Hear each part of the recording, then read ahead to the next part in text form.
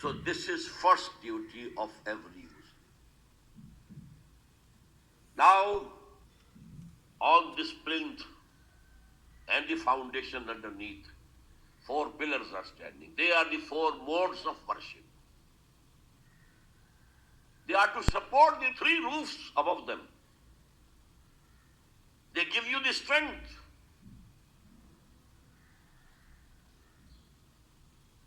These are Assalam, Assalam, Jazak, Al-Hajj. I need not go into any detail. These things are known. But now comes the first roof. What is the roof? Quran uses 4 definitions, 4 terms to denote this first roof. Number 1, Islam. To surrender, to submit. As if there was a fight going on between you and God. Allah was saying this is correct and you were saying no, I will do this. A confrontation was going on. And now you put down your sword. You submit, surrender. This is Islam. The meaning of Islam is to surrender. Then comes the second term, ita'ah. Ita'at we call. In Arabic it is ita'ah. This is obedience with love. Ta'. हम कहते हैं ta'an wa karhan. So it should be ta'an with the pleasure of your heart and out of love for God. Then we use the third term, taqwa. Taqwa, to refrain from something. And that is to refrain from breaking the divine laws.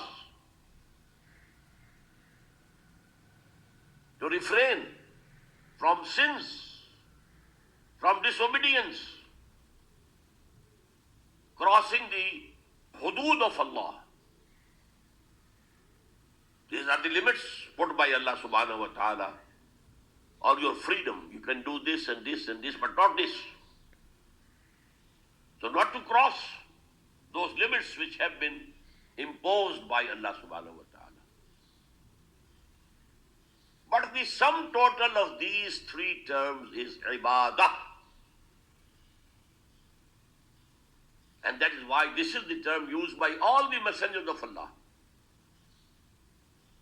Ya qawmi ubudullah ma lakum min ilahin ghayru. O Allah, O my nation, O my people, be slaves to Allah. Abd means slave. You cannot guess it on the employer-employee relationship. No. A servant, his time, duty, hours are fixed. After that, he is free. He is also a citizen of the state, equal to the citizenship that you enjoy. In the elections, he will have 1 vote, you will have 1 vote. You are equal. Also, if you employ someone for a particular job, as a cook, for example, you cannot ask him to go and clean my toilet. He will say, no, sir, I didn't get this employment for this cause, this purpose. I'm your cook. So limited obedience, time-wise and also job-wise. But who is abd? Who is ghulam? Who is slave? He has to obey 24 hours, day and night. He can't refuse. He has to obey any command that you give him. This is abd, a total obedience to Allah. Not partial obedience. Not the obedience limited to certain hours of the day. No.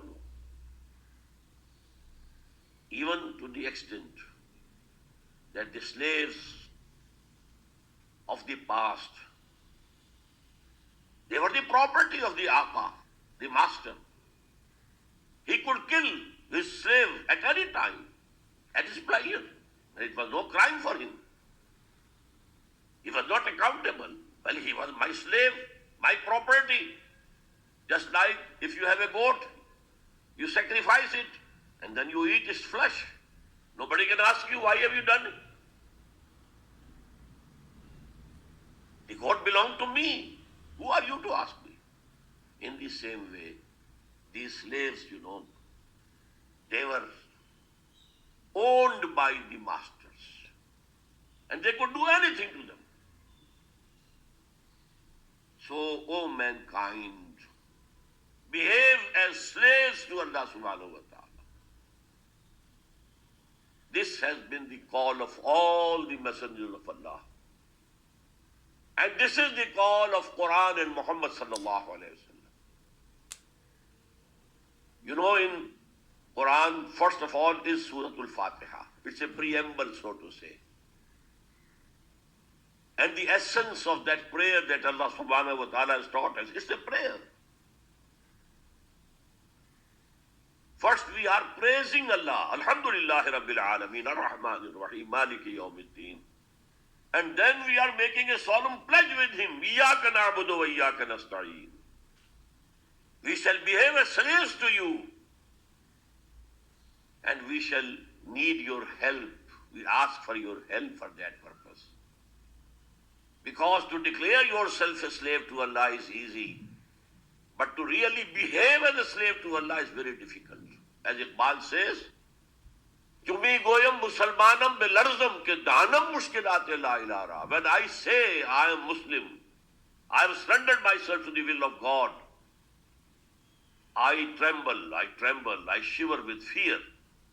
Because I know what are the difficulties in the way of behaving as a slave to Allah. So then we ask, the real prayer comes now. Ihdina as-sirat al-mustaqim. Show us and guide us on the straight path.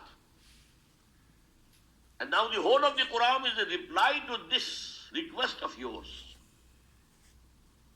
Beginning with Surah Al-Baqarah. Alif Lam Mim, Zalikal Kitabul La Rayba Fihi. Hudan lil muttaqeen. This is the guidance. And then in first two rukus, three types of persons have been discussed. Because this surah was being revealed in the 13th year after the beginning of Wahy. 12 long years had passed at Makkah. So now there were those people who accepted the guidance of God and Quran. And what were their signs? What was their behavior? هُدًى لِلْمُتَّقِينَ الَّذِينَ يُؤْمِنُونَ بِالْغَيْبِ وَيُقِيمُونَ الصَّلَاةَ وَمِمَّا رَزَقْنَاهُمْ يُنْفِقُونَ وَالَّذِينَ يُؤْمِنُونَ بِمَا أُنزِلَ إِلَيْكَ وَمَا أُنزِلَ مِنْ قَبْلِكَ وَبِالْآخِرَةِ هُمْ يُوقِنُونَ أُولَٰئِكَ عَلَىٰ هُدًى مِّن رَّبِّهِمْ وَأُولَٰئِكَ هُمُ الْمُفْلِحُونَ. Such people are on the guidance from their God. Because a group of such people had